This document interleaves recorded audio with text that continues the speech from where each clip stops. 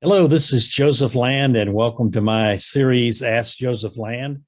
And I'm so excited to answer questions for all of you when you submit them to me each week. And I've learned so much about a lot of you and your goals and dreams and desires. And so it's fun for me to be able to do this. I'm sitting here at my desk at the end of the day, and I'm just thinking about some of those questions. And I said, I'm going to give it a go today. And so if you're listening, if you just do me a favor and go down at the bottom of this page and hit the like button and click on the notification bell and just subscribe to our channel, we would really appreciate that. And if you don't mind, just if you like something we do, just send it out to some of your friends and loved ones, and so we can build our audience all across the world. So today I want to start out with Karen's first question, and she says, what is an investment? Well, an investment is something that you put money into or time into, expecting a return. So let's take an example of that. Let's just say you invest $1,000 and you invested in a business venture, and so you have a prospectus and a business plan, and so you invest your money in that, and at a certain time you hopefully get your money back. Plus interest, plus return on that investment, and so when you invest in something, you're expecting to get a return plus your money back. So that's a great question. You can also invest your time. You can invest a lot of different things, and sometimes when you invest your time, you're not looking for any kind of return. You're just looking to bless people, and sometimes I invest money in people not expecting a return because I'm just wanting to be a blessing to them.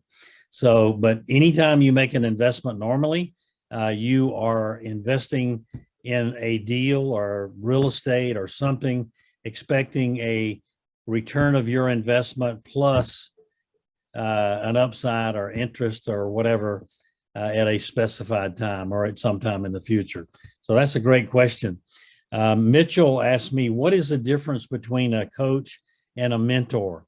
And so some people might not like my answer to that, but I'm very definite and on what I believe. And so I believe that a coach is someone who can help you become better, a lot of mindset development and that kind of thing. I've had a lot of coaches in my life playing sports and doing a lot of those things. But a mentor for me is someone who's done exactly what I'm trying to do. In other words, if I'm trying to build a business, I want to talk to someone who has actually built a business. I want to receive counsel from someone who has actually done what I'm looking to do. If you wanted to get advice on heart surgery, you wouldn't go to a carpenter. Or if you wanted to get your home remodeled, you wouldn't go to a heart surgeon, you would go to a carpenter. And so it's just what you desire to have happen in your life. In other words, you have a dream.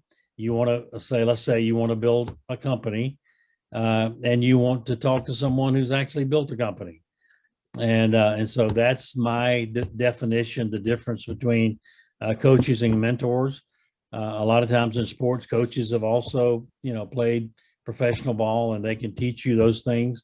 In business, sometimes coaches haven't built a business and haven't done exactly what you're trying to do, but they have some good counsel and some good advice. So I think coaches and mentors are good. I classify myself as a mentor when I'm working with people because I've actually built two very large companies, and I've invested in a number of companies and helped them become better. So that's my definition, Mitchell, of between a coach and a mentor. And thank you for that.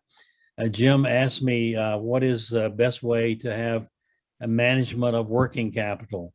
And so when you start a business or you start a venture and you have working capital, and sometimes it's from investors or from friends of people, you have a business plan, you have a cash flow plan, you have a specific way that you're going to spend the money on startup costs, salaries, and so forth. And you don't get without those boundaries. You don't get outside of those boundaries. If you're if you're looking to build a business and someone invests in you and your idea and your dream, and you present them with a plan, and you present them with a plan of the way you're going to spend their capital, then you want to stay within the boundaries of spending that capital, and you want to be accountable to those investors for the way you spend your money. And so that's a great question, Jim. Thank you for that. The last question I want to address today is, what holds most people back? What holds most people back? And I think one of the two things that I would say is fear. Fear holds people back, and procrastination. I see people all the time who have the opportunity to build a bigger business, to build a better business for their family, to do more than they're doing, and they're captive to fear. And I heard someone say one time that fear is false evidence appearing real, and it's so true. I remember, when I was a young man, public speaking was so fearful to me.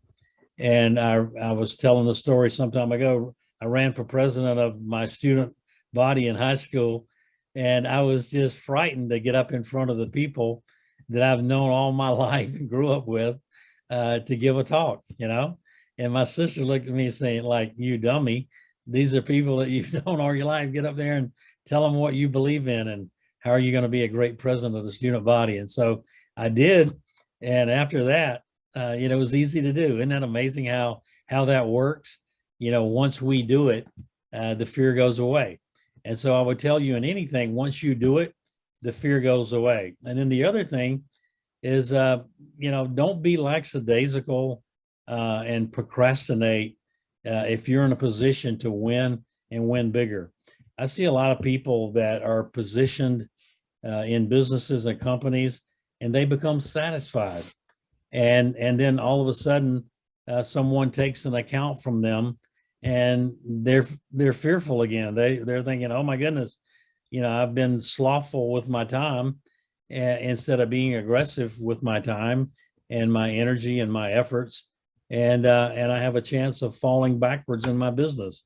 And so my counsel to you on that is, if you're running a business, don't be satisfied. Continue to try to be better all the time.